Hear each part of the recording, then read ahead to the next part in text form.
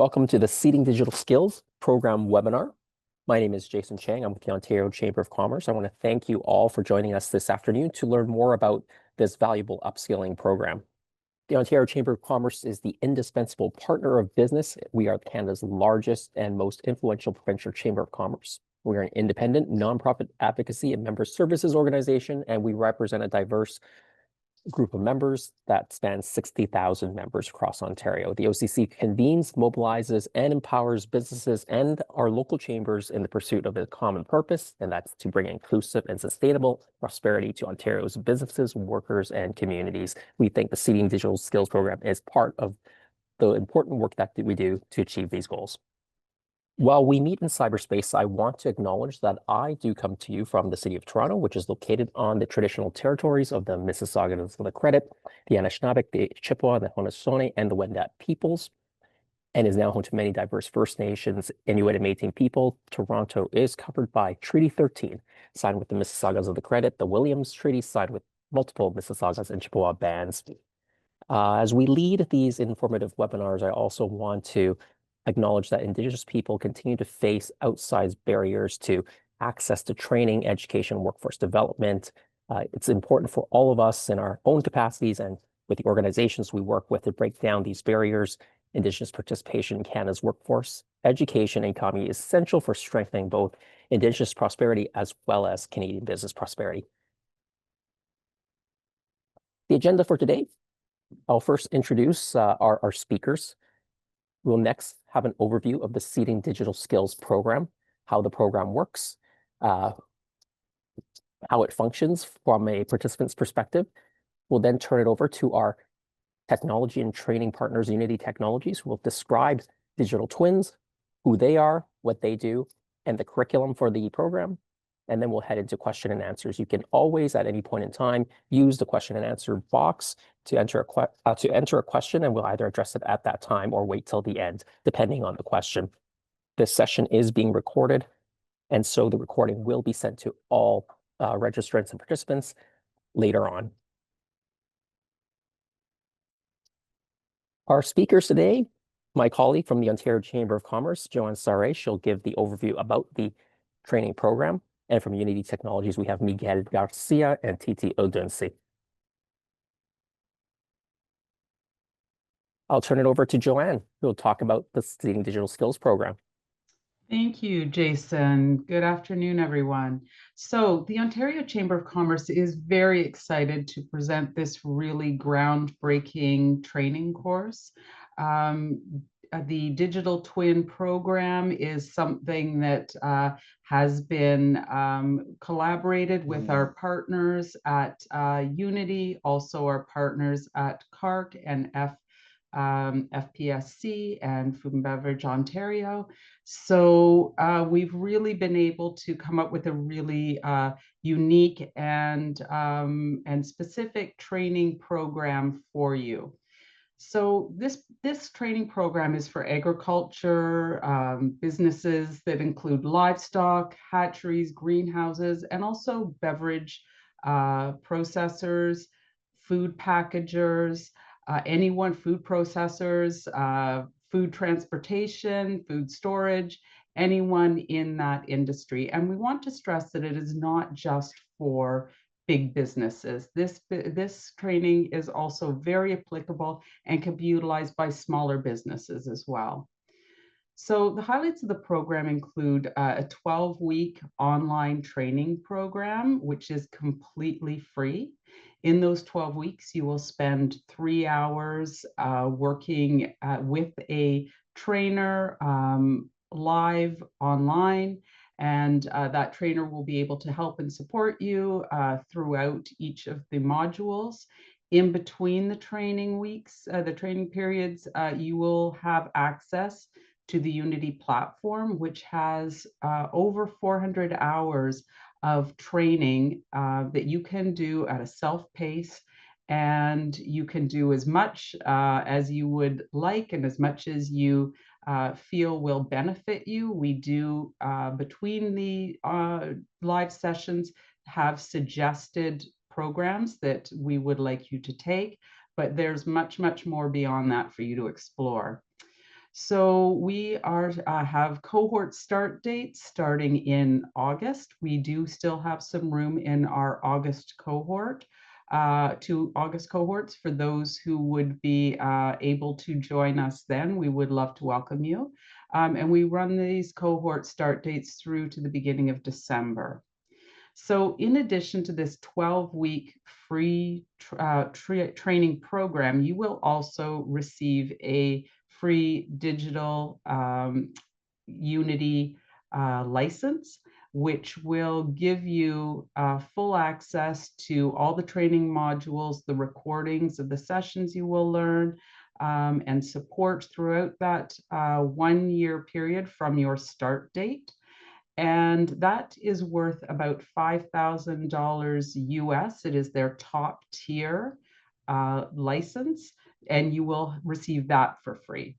The training itself is worth approximately $10,000 US. So right there, we are looking at a package with those two items of 15,000 US dollars of value that everyone who participates in this course will receive for free. On top of that, as if that isn't already a fantastic package, you are able to receive up to $2,000 in stipends for employers to cover their employees' time, training time during these weeks that they are spending in the program. So that will be 50% of their training time up to $2,000.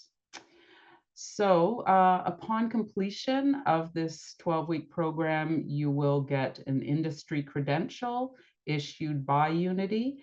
And Unity is a world recognized leader in this area. And Miguel will get into all of that and tell you the fantastic opportunities that Unity can provide. So in addition to all of this fantastic learning and support that you will receive, this matters because it can affect your bottom line in such a positive way. And how it does that, it can reduce your waste and possible downtime. And Miguel will get into further explanations of that.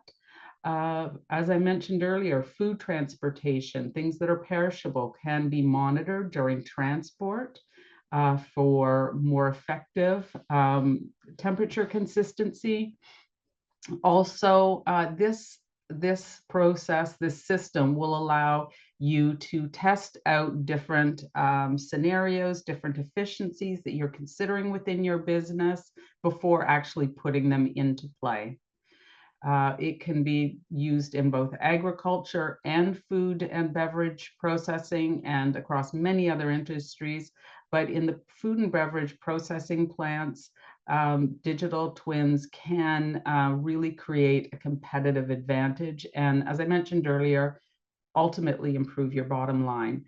So with that being said, I will turn this over to Miguel to give you more of the details of how this can all happen. Thank you very much, Joanne. And yes, good afternoon to everybody. Very happy to be here. I'm going to give you an overview of the training program that we're offering here in partnership with the OCC. So very happy to be represented. And ultimately, what I'd like to start with as I go through this program is what the main objective of the program is to help you make better, more informed decisions. So whether you're new to Unity, new to digital twins, not something that you've used before, ultimately what we're talking about here is smarter, safer, more sustainable operations. And it's through the use of these technologies that you'd be able to visualize, manipulate, get data, get these insights that will ultimately help you make these decisions. A little bit about myself. I've been at Unity now for 3 years. I'm the senior manager that is leading our professional training team that's helping to develop and deliver the training. And I'm also very lucky to be joined by Titi, who is our program manager for the program. So a little bit about Unity. If you've heard of about us, you probably heard about us from a game development perspective. So for the past 2 decades, Unity has been making a big transition to not only being a leader in the game development space, but actually being used in the non-gaming industries as well. So a lot of non-gaming industry applications are now being powered through Unity. A little bit more explanation, it's bringing all of that interactive real-time content. So if you think of anything in the physical world that exists, it's you now have the possibilities to bring that into Unity and to continue to build, continue to improve those models. We are used across many different platforms. So whether it's mobile phones, tablets, PCs, consoles, and VR, AR devices, Unity helps to power many of the applications on those platforms. We also serve a range of different organizations from very small studios, small businesses, to very large enterprises who are using Unity every day. And then one of the things we also like to start with is just kind of imagining this future that we're talking about, a future where you can simulate your entire production lines, things like mixing, heating, cooling, packaging, how to optimize all of this, how to reduce that waste. How do you build a digital twin of your facility? How do you bring your supply chain so that you can monitor some real-time performance? How do you get ahead? How do you predict things like equipment failures, maintenance that may need to be done on the equipment? How do you trace things from ingredients from the source all the way to them getting to the market and to the shelf? And how do you create all this immersive role-specific training, in terms of things like food safety, compliance, training somebody to use new equipment, boosting their confidence, making sure that there's consistency in your production lines without interrupting your operations. And I say imagine, but these are things that organizations are already doing today. This is not something that is theoretical. These are not just examples. There is a range of organizations, industries that are already using these technologies to be able to do these things and to be able to make better, more informed decisions. When we say real time with Unity and real time experiences, what we're saying is using Unity to bring all of this interactive and all these interactive and immersive experiences to life. So the same way that you would see your operations if you were there today and you'd walk through the operations, you can actually build a digital representation of your factory, of your production lines, your work environment, and be able to do a digital walkthrough of that environment. And also to be able to actually bring in data. So if you think of lighting systems, the power, air conditioning, temperatures, being able to measure how efficient these systems are, being able to predict when these systems might need maintenance, why they, before they fail, being able to also run simulations so that you actually can use these 3D scenes that you've built, these 3D models, and actually run them through simulations to really understand what changes you want to potentially make to your operations, but doing it in a digital space so that you can then get that information before you ever have to invest any time, costs. So really reducing the friction that you would see if you were to do this in the real world. You'd be able to run it through a digital space first, get that information, and then help you to make a better, more informed decision if you want to make changes to your operations. The way we also do this is by bringing in real-time data. So that is, all of the historical data that already exists and bringing it into Unity, whether that's data that your organization owns or data that's publicly available. There's many different ways to get that data. And this training program inspires you and teaches you how other organizations are doing it, but also how you can do it as well. You have that option to bring in your own models, your own assets, your own data. It's not a requirement of the program, but we encourage people to do it if they want to. But we also do provide our own examples, assets as well, dummy data. All of that is part of the training program. So it doesn't really matter if you bring your own information or not. We do provide that for you here. A few more examples in terms of real-time data. What is Unity doing? If you think about static, flat, linear, basically Unity's making that all real-time 3D and interactive. So here we look at things like real-time collaboration.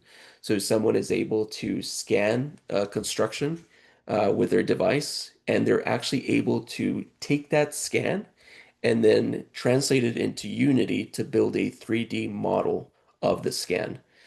Things with real-time asset operations. So think about ways to make a model more interactive so that if you wear a VR AR device, you can bring that 3D model into a physical space that could be manipulated and collaborated with many different individuals wearing devices. So you can collaborate, you can manipulate it, you can travel through it. So it could be for a simple use case where you're just doing a walkthrough, or it could also be for a presentation that you need to do, or where you need to work with others who might not be with you. So you can also share a link. This can be up on the web, and you can collaborate with people in many different offices, many different regions as well. And then in terms of simulation, so I talked about bringing data from your operations and offices. So if you think about this, it could be the simplest thing like security. So security feeds when somebody is tapping in or tapping out into a building or to a certain space. It could be your security camera feeds, feeding that information into these models.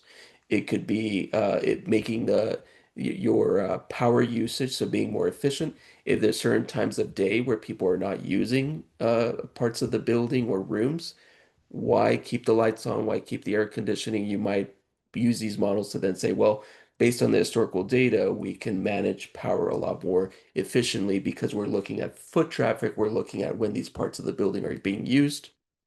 So there's a lot of this data that can come in.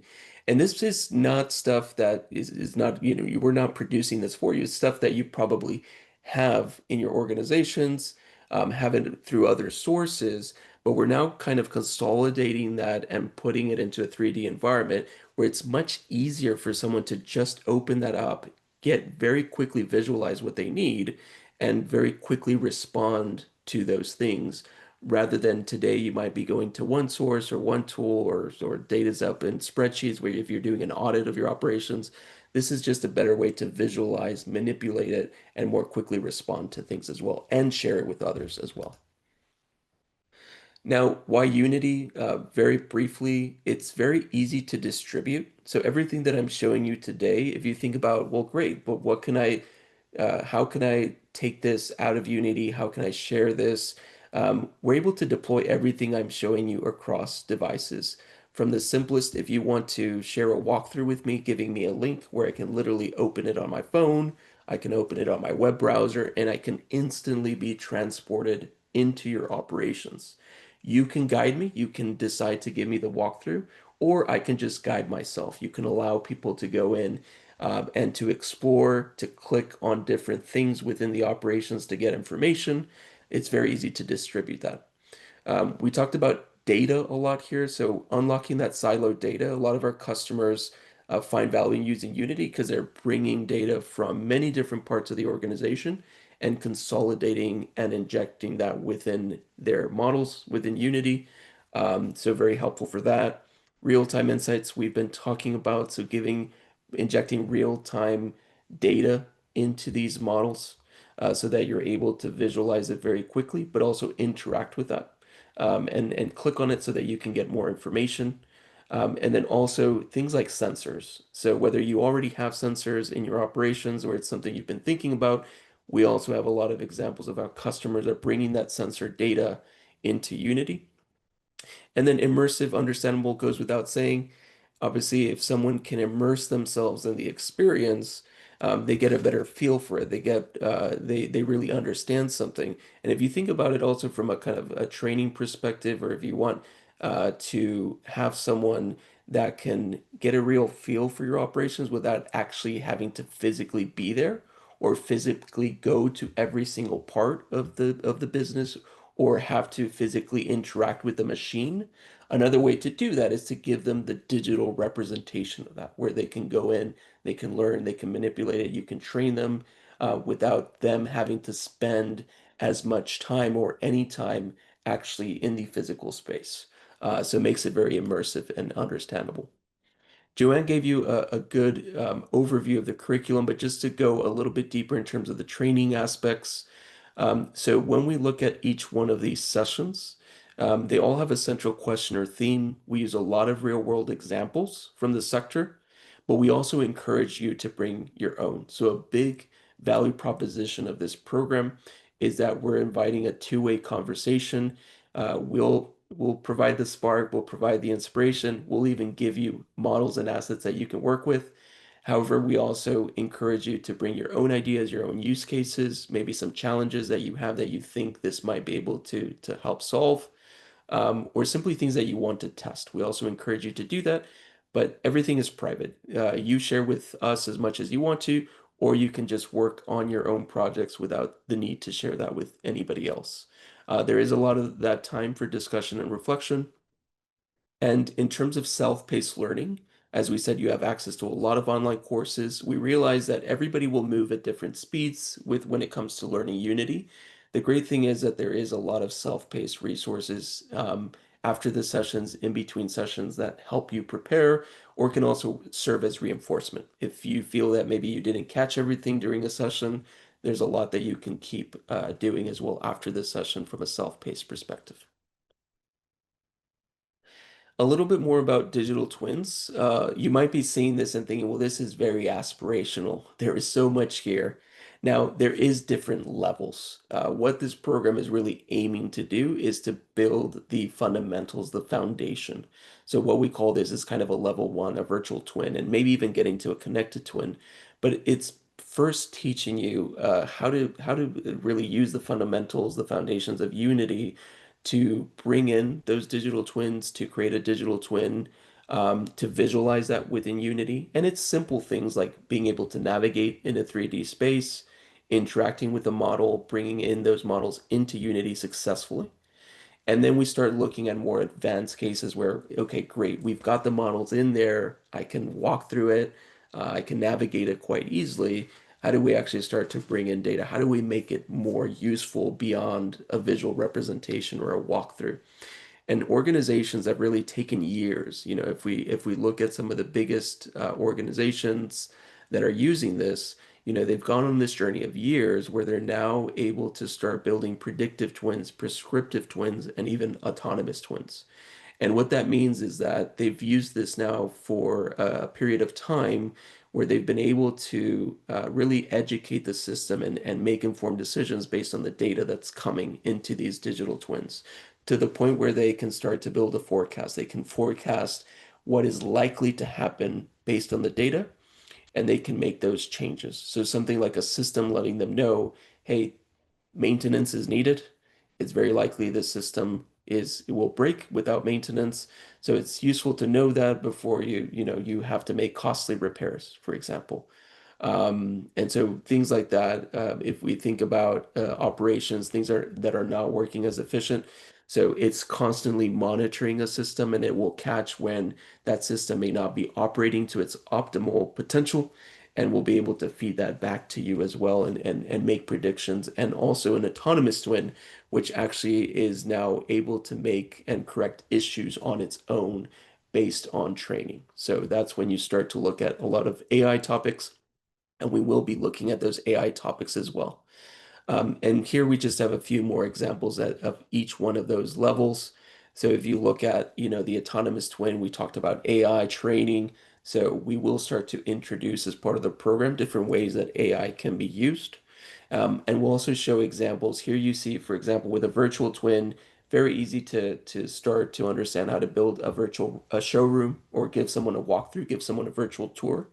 With a connected twin, we have things like shipping industry, the shipping industry using this to look at data from their ships, shipping lanes, what's being carried, when they'll get to their next port, traffic overall, so all that data coming in. Predictive twins, if we look at things like wind energy, so predicting how efficient or what are the times when the system is efficient, how can we make better decisions on where we place wind power, prescriptive twins, really looking at things like foot traffic. So before you make a change to a layout or your operations, It can look at security feeds. It can look at foot traffic. It can look at how the system is currently being used to then try to turn into a more prescriptive twin of your operations. And just to summarize a few things for your sector and really understanding how Unity and digital twins can work, we talked about, new production layouts. Maybe once you have your digital representation of your operations, if you ever want to make changes, so let's say you bring in new machinery or anything you want to bring in where you want to know, well, how would that actually fit in our existing space, or would it fit? How would it look? You can bring those things in, look at them in a digital environment before you make any decisions. If you think of things like packaging workflows, changing the package of something, the look and feel of these items, you can do that in this digital space. You can look at the impact to energy use, as we talked about, making these all of this in a virtual space before you make the real world adjustments. So really, the way you can think about Unity is kind of a test lab for innovation, and a lot of organizations use this in that way. We talked a lot about modeling in 3D, but also the real-time sensor data. And the ways to think about this is whether you have sensors or not. Some of you might be thinking, again, very aspirational. Do I need all of this? One of the key aspects of the program is to also think small. So thinking about a particular use case where you can start to show the potential of digital twins. So it's not I won't see any value until I get to a level 4 or level 5. It's not about that. It's finding a particular use case or set of use cases where you can start to demonstrate the potential of this so that you can receive further time, investment, whatever you need to continue to go on this journey. Because it is a journey. It's a multi-year journey, but you can start to see the value during the program and shortly after the program. And then the other thing to keep in mind is that we give you the tools. So even after you complete the training program, you still have access to our best license at Unity, which is an industry license. So you'll be able to continue whatever it is that you started during the program, you'll continue to build on that after the training program. One of the objectives of the program is that you have a simple prototype by the end that you can present to anybody else, you can continue to build. But we do aim to get you to that point where it's you build a prototype. It's hopefully something that is a representation of your business, of your operations, and you can continue to build on that after the training program as well. And then just the final point there in terms of, these are things that are just useful for planning. Again, if you need to train anyone, uh, food safety procedures, machine calibration, sustainability practices, things like that, you can actually build these training programs within Unity as well. So you can give someone a walkthrough. You can train them how to use a piece of machinery, a tool through Unity, and you can share that link with them. They don't have to have Unity at all. You can just share it with a classroom of people, share it with your whole business, share it with your customers, partners, whoever you're working with, and they can easily access all of this without having access to Unity. So we do give you a quick way to deploy this, regardless who you're deploying to or what device they're going to be using it. So it's great for collaboration. It's great for training from that perspective. All right, that's everything I have. Thank you very much. Well, thanks so much, Miguel, for that wonderful overview of Unity, what digital twins are, as well as the curriculum and what uh, agricultural industry participants and food and beverage organizations, how they can benefit and use digital twins in their own world. Um, we will go into questions and answers now, so please feel free to use the Q&A box to ask any questions. We've already got some questions, so I'm just going to go right into it, Miguel. You talked about, people being aspirational. This is an aspirational question, and you touched upon it a little bit. How does Unity allow for artificial intelligence and machine learning as integration as part of the projections or the predictive tools that digital twins can bring? How do you integrate with AI and machine learning? Yeah, that's a great question, and it's we could have a whole session on it, but I can give you kind of a short answer. So one of the recent updates with Unity, Unity 6.2, is actually bringing in our latest AI models and technology and integrating it within Unity. And so there's a couple of things that that means. One is it actually makes it easier to just create content. So training the model, using the model, whether it's to create from scratch or to make enhancements to the content that you're bringing in. Another way to think about this is also bringing in, integrating that data into Unity. So I won't go through all the methods now, but there's many different ways that you can bring that data into Unity, and we will have dummy data for you if you don't have any. We can just provide some, and show you how we can integrate this into your operations so that you're then able to feed that into AI. That could be our own AI tools, it could be external tools that you use. And over time, you should start to see that the system gets better and better. So it gets better at making predictions, it gets better at taking even historical data. Maybe this is, if we think about it, the sector as a whole, there's also a lot of publicly available data. So if we think about like climate scenarios, climate data, there's so much of that that already exists that the AI would be able to give you predictions for, say, the next year, the next 3 years, the next 5 years. And basically, it's building these models over time to the point where all this is just publicly available data. You can continue to train it, but it can already predict those things for you. And then things as well in terms of training your own models. I mean, that is way beyond this program. But if you think about training your own models, if you have very unique set of data that you want to bring in, the performance of a piece of machinery, you also have that option. And obviously, that's something that would be beyond the remits of the program, but it is part of the levels of digital twins. And we could always point you in the right direction in terms of how do you keep learning, how do you keep using resources to get to that point. Well, that was a very aspirational question, but what if, I'm someone, I'm a small company, five people, I don't have a lot of sensors or data to begin with. How can is this program for me? Is this too advanced for me, or can I still leverage digital twins in a way that can help my business? Yeah, you can absolutely still leverage, is the short answer. The longer answer there is you don't need to have any of the sensor data. You don't need to have any of that at all. Remember that the first fundamental step is to understand how to bring in a model, an asset of your business, your operations into Unity. It can be from the smallest of things. It could be something that your business produces. So if you're ever trying to promote something from your business, if you're ever trying to sell a product or service, whoever you need to convince, I mean, we're all kind of in sales. We all influence, we all have to communicate things.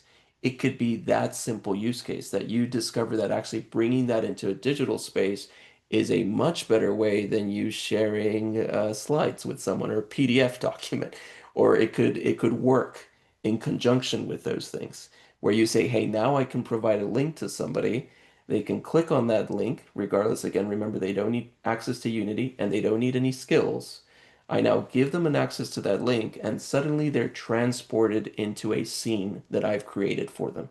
They're transported into a virtual showroom, a virtual walkthrough of a particular environment that I want them to explore, or the smallest of things where I want to show them a product and they open the visualization. They can see my product, but they can also manipulate the product. So a lot of our customers, what they like to do is they like to bring in their products, and suddenly someone can see the product, but they can also click to learn about the product. They can take the product apart. They can see all of the different parts that go into the product. So something as simple as that is a level one. No data required. You're just bringing these assets into Unity and then building an immersive experience that somebody can manipulate. And so that's a level one that's foundational. That's something that anybody can do and anybody can bring into Unity. Doesn't require any of the sensors or additional data. Thanks, Miguel. Joanne, a question for you. So if I'm an interested participant, how do I register? Can I register as an individual? Do I have to get my company to register me? And when can I start taking the course? Because I want to go right away. Great, great questions. So it is for your company, the owner or officer of the company to sign off and to have that contract with the OCC for this training. So it is not, unfortunately, available to individuals just looking to take the course. It needs to be, this is offered to companies for their employees. And as far as when you can start the course, as I mentioned earlier, we have cohorts running all through fall and into the early winter. However, we do have some spaces available still for August, and we would love to invite participants into that time frame if we have those who are available for those time slots. Thanks, Joanne. And let me do mention right now that if you want to speak to someone from the Ontario Chamber of Commerce team to talk more about the program, how it works, if you have more questions, we're happy to have someone contact you either by email or give you a call back today or tomorrow as soon as possible so that we can share this information with you. So if you want to leave your name and a contact a point, whether it's an email address or a phone number into our chat, please feel free to do so. We'll take that back to our team and have them contact you as soon as possible. We'll also give you information about how to actually register at the end of the Q&A. Question back to Miguel, and you touched upon this. We're going to have 12 live sessions. We're going to have some homework in between each live session, but there's also all these other resources available as well as support, right? So how does Unity offer tech support during and after the training program? And what additional training supports or resources is available to someone who's participating in the program? Sure, there's a few ways that we offer support. First, before the program starts and before the sessions, we give you all the specs, so everything from a hardware perspective, how to best prepare for the sessions, recommendations on courses that you might be able to review before you get started. During the sessions, obviously, you have a trainer there. There will be an expert that is delivering the session. And then after the session, there's continues to be Q&A, questions, requests that come through. We're still monitoring that as well. You're also given access to our on-demand platform. So that means that at any point during the program, and actually it comes with your industry license as well. So even when the program is finished, you can still access all of this online content. We also give you access to any of the assets, the models that we're using during the training are things that you can actually download and use yourself. So you can follow along and follow our instructions and do everything that is part of the program. But then you can also use these models to continue to learn, to continue to build on them. They are only there for you to use during the program. And in terms of tech support, yeah, if there's any issues, troubleshooting, things like that, it's our team or our trainers that are there to help you or point you in the right direction, depending on what is the issue, what is the question. But typically, this all means is that my team is there during and after these sessions, and then you also have all the online courses and resources as well. There's a lot of content in there. So one of the things that we do is we actually guide you to some of the best content. So depending on where you are in terms of your level, your knowledge with Unity, or if there's a particular use case, something that you want to learn, there's all this different type of content, and we can point you to the right one.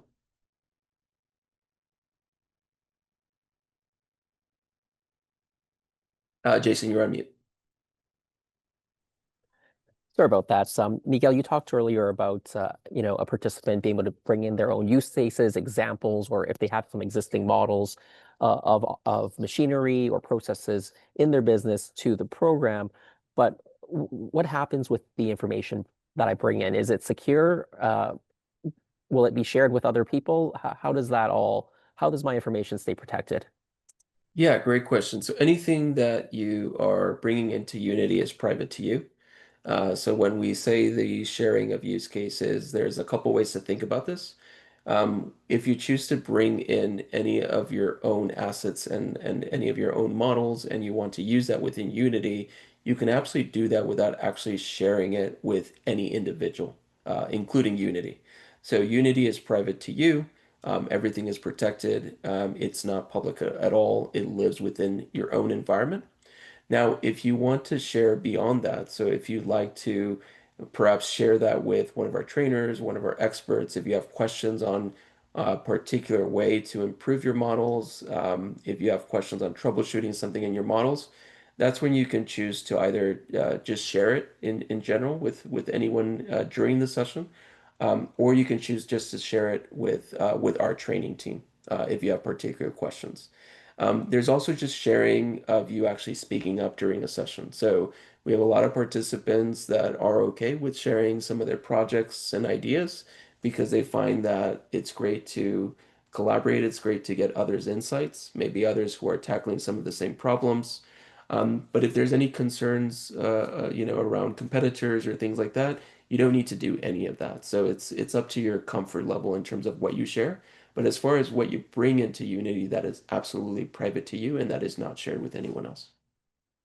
And just by extension of that question, in terms of like just physical security of a farm, a greenhouse, or a food and beverage processing plant, how does Unity enable security, physical security monitoring? Yeah, so bringing in security data means bringing in everything from, we have customers that use camera feeds. We have customers that use touch sensors. We have customers that will use the tapping in and tapping out if you have people that need to input a code to access a certain part of your operations. All of that lives somewhere. That's being fed into some sort of system. What we're saying with Unity is actually taking all of those different security sources and bringing that data into Unity. So an example of ours, we have a Unity office in Brighton in the UK, and we built a digital twin of the office. It's got about 4 or 5 floors. And one of the things that you can now see if you were to open an iPad or if you, your laptop and you click on the digital twin, it opens up the office.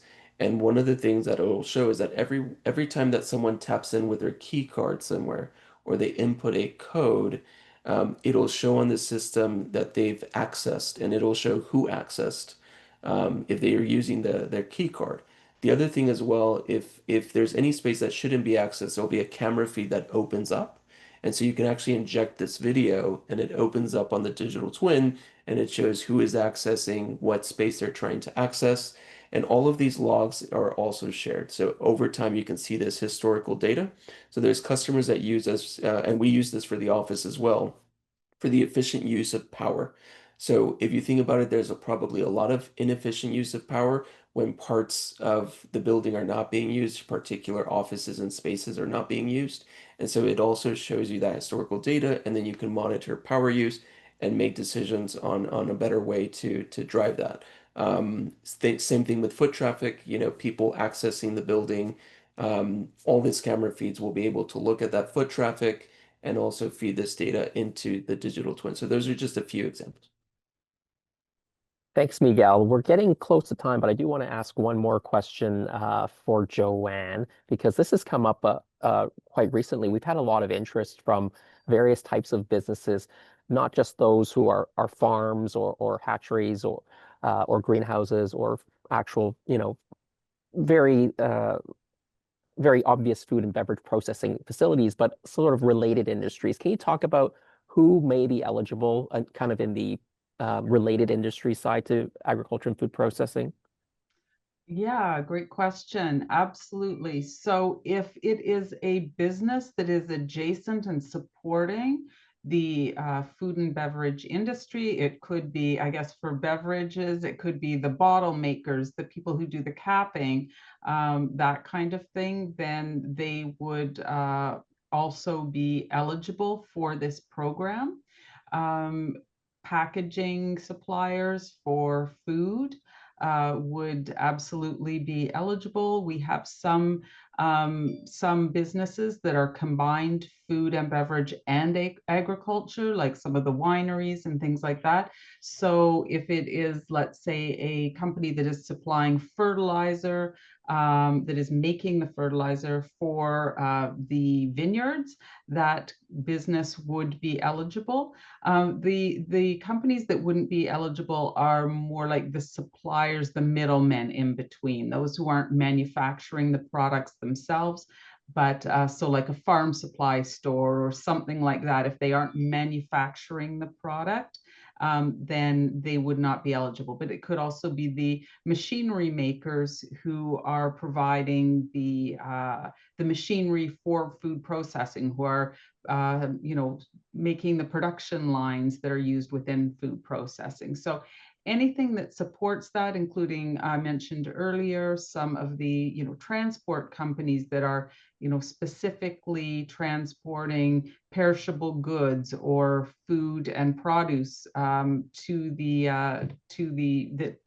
companies are producing, those would also be eligible. So it's basically anything supporting those industries that are the more obviously directly eligible companies. Yeah, Joanne, and I know recently we've had quite a few inquiries from companies who make and supply robotics to support Yes. agriculture. Yeah, absolutely. And that was, a really interesting one. And Miguel, please pipe in on this, but we found that just to be such an interesting, partnership for the Unity technology. Examples are the little robots that go through the fields to monitor crops, and or robotics within a greenhouse or within food processing. We found those to be really interesting and thought that they could be a great asset and support with the Unity product. Yeah, absolutely. And what's incredible about this, because when we say drones or robots, people are like, oh, science fiction, or is like cost is like so high. But the good thing is these technologies, devices, drones, robots, they're only getting cheaper and cheaper. Like there is so many, if you're thinking about a small business, you don't need a fleet of drones, you don't need a fleet of robots. Maybe it's starting with one, right? And it's starting with the cheaper model because you just want a small drone that's going to take a quick snapshot of your operations and you like to bring that into Unity. That's extremely accessible today to pretty much to anyone. So again, don't think about it, if what I'm saying is wouldn't probably be true 5 to 10 years ago, but it is now. This technology is so accessible. It's a lot easier to get started than you think. Where the investment comes in is as you want to start to advance. So as you want to start to bring in the data, to build all the prediction into it, to bring in AI. If you think about it, those are like separate components that help you go on this journey. But throughout the journey, as you build out your project, you actually have milestones and small wins throughout the journey. So it's not like, oh, we won't see value until we do this, go on this 3 to 5 month year project. No, the key there is that there's value in different stages of the journey, whether you're level 1 or you get to level 5. So there's different wins and use cases, and that's what we illustrate during the program is we tell you how are other businesses, what are they seeing in terms of small wins at each one of those stages when they just start with something simple and a small investment and then work their way up. And the what I'll end with is that's what we want to get you to the end of the program. It's just that simple use case that convinces you, because that's important. You need to be convinced. But then you can also just take to anybody else to surprise them and inspire them and say, hey, we want to continue to invest and make this grow. Yeah, I love how you finished on that note. It's really a journey for uh, any business, any learner with whether you have going in with no knowledge of digital twins or you're somebody who actually knows about AI and machinery. It is a journey to progress from the basic levels of digital twins at level 1 through 2, 3, 4, and up through your comfort level. And of course, most importantly, seeing those little wins as you progress and how that's supporting and helping your business, whether it's making better decisions, it's improving your throughput, it's helping your health and safety, it's just making work more efficient. And supporting your bottom line. And I think that's just a great way to summarize that, Miguel. Thank you. Yeah, absolutely. Very happy to be here. So I want to thank Miguel, TT, Joanne for being our presenters today. What you see on your screen is a QR code. If you do scan that QR code, you will go right into the sign up form. If you're interested in participating or you want to explore more, you're very, very welcome to scan and complete the registration form to get that process started. If you want to do it later, that is the URL, occ.ca/program/seeding digital skills. You can always contact us at seedingskills@occ.ca. And of course, we will be sending you a copy or the video of the presentation after the call, probably later this week, if not early next week. So once again, thank you very much for joining us. We hope to see you part of this program and engaging in this wonderful technology that is absolutely free to Ontario businesses. Thank you very much. Thank you. Thank you.